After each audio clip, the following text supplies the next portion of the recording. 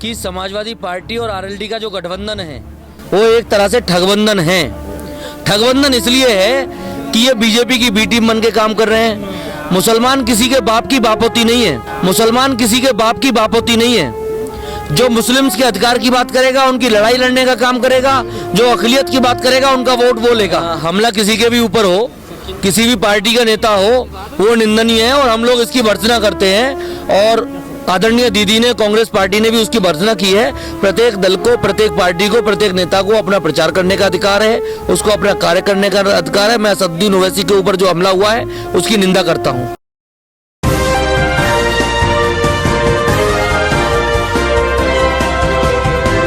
शिकारपुर विधानसभा में मैं इस वक्त मौजूद हूं और मेरे साथ कांग्रेस के प्रत्याशी जियाउर रहमान मौजूद हैं। मैं आप लोगों को बता देना चाहता हूं क्योंकि इससे पहले जो तस्वीरें सामने आई, कल प्रियंका गांधी जी समर्थन में उतरी, जनसंपर्क किया गया, उसके बाद से पूरी तरह एक मामला पलट सा गया है। तमाम राजनीतिक पार्टियों में खलबली मची हुई है। वो खलबली इसलिए कि समाजवादी पार्टी और बसपा तमाम लोग ये दावा कर रहे हैं कि सरकार वो बनाएंगे, पर एक दमदार युवा नेता शिकारपुर की जनता को कांग्रेस ने दिया उम्मीदवार के तौर पर। किस तरीके से रुझान देखे जा रहे हैं, क्योंकि कल प्रियंका गांधी जी आपके समर्थन में उतरी, जो एक भावुक पल था आपके लिए, किस तरीके से उसे देख रहे हैं आप? देखिए, मैं सबसे पहले तो माननीय प्रियंका गांधी जी को आभार व्यक्त करता हूं आपके चैनल के माध्यम से कि उन्होंने 2 घंटे का समय शिकारपुर की विधानसभा को दिया, चतारी को दिया, पासू को दिया, एक पीड़िता को दिया। और आप जानते हैं कि शिकारपुर पर अंतरी मंत्री एक तरफ, धन्ना सेठ एक तरफ और नौजवान साथी क्षेत्र का बेटा एक तरफ। और मैं ये जानता हूं कि इस बार गांव के गरीब, किसान, मजदूर, नौजवान, महिलाएं परिवर्तन करेंगे और अपने बेटे को वोट देंगे। अंतरी मंत्री संतरियों की जमानत जब्त कराने का कोई काम करेगा तो क्षेत्र की जनता करेगी। क्योंकि जी मैं ये जानना चाहूंगा आपसे, क्योंकि दावा तो गठबंधन भी कर रही है कि मुसलमान जो है उनके साथ आ रहा है, एक तरफा वोट जा रहे हैं, 400 के पार वो भी सीट ले रहे हैं। भारतीय जनता पार्टी भी ये दावा कर रही है कि 400 के पार वो भी जा रही है। बसपा ये दावा कर रही है कि मुसलमान का वोट उनके साथ है। असल में कांग्रेस किस तरीके से उत्तर प्रदेश के चुनाव को लड़ रही है? भाई खो गए भाजपा और गठबंधन बेकार की बात कर रहे हैं, ये बेकार है। ये वादा कहा जाता है मुसलमान मरवाए इधर ने, और ये जो कहाँ है कि वादा कोई गयो जो दो केस में कोई पहुंचो योगी ज्यादा जो किसानों पर गाड़ी चला उतारी गई, मारे गए, वादा इनमें से कोई वहां पहुंचो। ये झूठ बोल रहे हैं, ये योगी से भी पल्लक झूठे है। क्योंकि मैं जी आपसे जानना चाहूंगा, क्योंकि योगी जी का साफ तौर पर यह कहना है कि अगर विकास देखना है तो लोगों को अयोध्या और काशी जाकर के देखना पड़ेगा, भाजपा ने जो काम किया है। देखिए, सबसे पहले तो मैं आपके पहले क्वेश्चन का जवाब देता हूं कि समाजवादी पार्टी और आरएलडी का जो गठबंधन है वो एक तरह से ठगबंधन है। ठगबंधन इसलिए है कि ये बीजेपी की बी टीम बन के काम कर रहे हैं। मुसलमान किसी के बाप की बापोती नहीं है।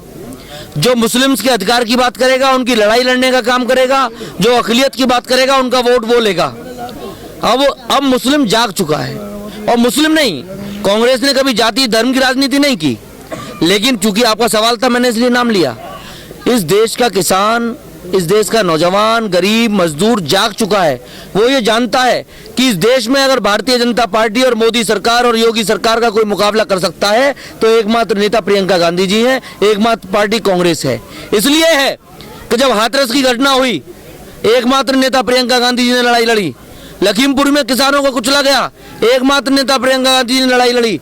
जब अल्ताफ की हत्या हुई कासगंज में, एकमात्र नेता प्रियंका गांधी जी और कांग्रेस पार्टी ने लड़ाई लड़ी। आगरा में दलित की हत्या हुई, प्रियंका गांधी जी खड़ी हुई। अभी हमारे दौरों में अभी 10 दिन पहले ही एक बेटी की हत्या हुई तो कल प्रियंका गांधी जी आई।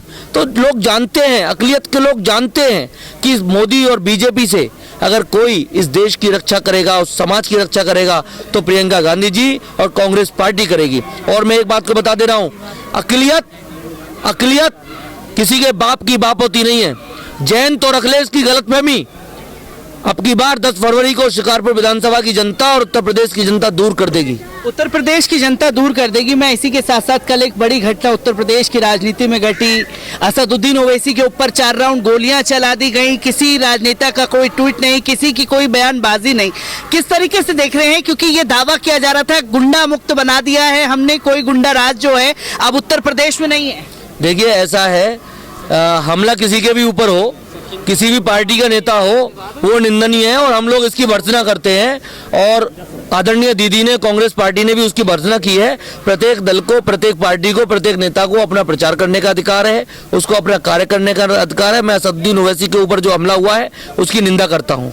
और दूसरा सवाल ये है कि भाजपा सरकार में और योगी आदित्यनाथ की सरकार में जाति विशेष के गुंडे, धर्म विशेष के गुंडे, और सबसे ज्यादा अगर गुंडों को संरक्षण किसी सरकार में है तो योगी आदित्यनाथ की सरकार में है। रेप, बलात्कार, हत्या, मर्डर, अपहरण की घटनाएं सरेआम हो रही हैं। पेड मीडिया के दम पर भारतीय जनता पार्टी खोखले वादे और जुमलेबाजी की बात कर रही है। लेकिन मैं ये समझता हूं कि उत्तर प्रदेश का गांव गरीब किसान साइलेंट है, मौन है, वो कांग्रेस को वोट करेगा, भारतीय जनता पार्टी को यहां से भगाने का काम करेगा, भाजपा को भगाने का काम करेगा। पर इसी के साथ साथ अमित शाह जी का दावा है कि इस बार जो उत्तर प्रदेश का चुनाव है वो माफिया मुक्त चुनाव है, क्योंकि उन्होंने माफियाओं को ठिकाने लगाया है। बिल्कुल, उत्तर प्रदेश का चुनाव माफियाओं को भगाने का चुनाव है। माफिया हैं भारतीय जनता पार्टी के विधायक, भारतीय जनता पार्टी के मुख्यमंत्री, भारतीय जनता पार्टी के प्राइम मिनिस्टर, आरएसएस के तमाम सारे नेता। उन माफियाओं को उत्तर प्रदेश की जनता भगाने का काम करेगी। और रहा सवाल कि अब की बार क्या होगा, मैं आपको बता दे रहा हूँ, योगी जी के खून की गर्मी उत्तर प्रदेश की जनता 10 फरवरी को और 10 मार्च को जब परिणाम आएंगे, 10 फरवरी को वोटिंग होगी मेरे यहाँ कॉन्स्टिट्यूंसी में, 10 मार्च को जब परिणाम आएंगे, योगी जी के खून की गर्मी उत्तर प्रदेश की जनता शांत करेगी और इनको अपनी हैसियत में लाने का काम करेगी। मैं आपसे एक आखिरी सवाल भी लेना चाहूंगा, क्योंकि शिकारपुर में आज सुबह से हम लोग दौरा कर रहे हैं, सर्वे कर रहे हैं। 5 काम ऐसे विधायक के नहीं हैं जो गिना पाए हों। आपके मुद्दे इस चुनाव में क्या है? देखिए, मेरा सबसे पहला मुद्दा है गाँव का गरीब किसान, नौजवान, कोई बुजुर्ग जब थाने और तहसील और चौकी में जाए तो उसको त्वरित न्याय मिलना चाहिए, दलाल मुक्त न्याय मिलना चाहिए, उसके खिलाफ उसके साथ अच्छा व्यवहार पेश आना चाहिए। दलाल मुक्त न्याय व्यवस्था मेरी पहली प्राथमिकता है। शिकारपुर को सरकारी डिग्री कॉलेज होना चाहिए, लड़कों के लिए भी, लड़की के लिए भी। औद्योगिक इकाई होनी चाहिए जिससे रोजगार मिले, अच्छे हॉस्पिटल होने चाहिए। ये सब मेरे मुद्दे हैं। और मैं ये समझता हूँ कि शिकारपुर में जो परिवर्तन की लहर चल रही है, छतारी से शुरू होकर के चिस्सोन जटपुरा पे जाकर के खत्म होगी। और इस बार दोनों मंत्री और पूर्व मंत्री की जमानत जब्त होगी। कांग्रेस का विधायक होगा, नौजवान विधायक होगा, गरीब विधायक होगा, किसान का बेटा विधायक होगा। पर भारतीय जनता पार्टी तो दावा कर रही है युवा जो हैं उनके साथ जा रहे हैं। देखिए, युवाओं को उन्होंने रोजगार का लॉलीपॉप दिया था। आज रोजगार की स्थिति यह है कि युवा अपने घर पे हैं, उनको रोजगार नहीं है। भारतीय जनता पार्टी के दावे पेड मीडिया के दम पर हैं, जमीन पर वो छटपटा रहे हैं। योगी जी और अमित शाह और मोदी जी और पूरा भारतीय जनता पार्टी और आरएसएस का नेतृत्व छटपटाहट में, भय के माहौल में है। प्रियंका गांधी जी सड़क पर जिस तरह से चल रही हैं, उनको जिस तरह से समर्थन मिल रहा है, भारतीय जनता पार्टी और योगी आदित्यनाथ की सरकार में खौफ का माहौल है। और ये माहौल 10 मार्च को जब परिणाम आएंगे तो योगी आदित्यनाथ को गोरखपुर भेजने का काम करेगा और भारतीय जनता पार्टी को उत्तर प्रदेश से भगाने का काम करेगा। भारतीय जनता पार्टी को प्रदेश से भगाने का काम किया जाएगा। कांग्रेस प्रत्याशी शिकारपुर से जियाउर रहमान हमारे साथ मौजूद थे, जिन्होंने साफ तौर पर यह ऐलान कर दिया है कि 10 तारीख को जनता जो है वो भाजपा को भगाने का काम करेगी।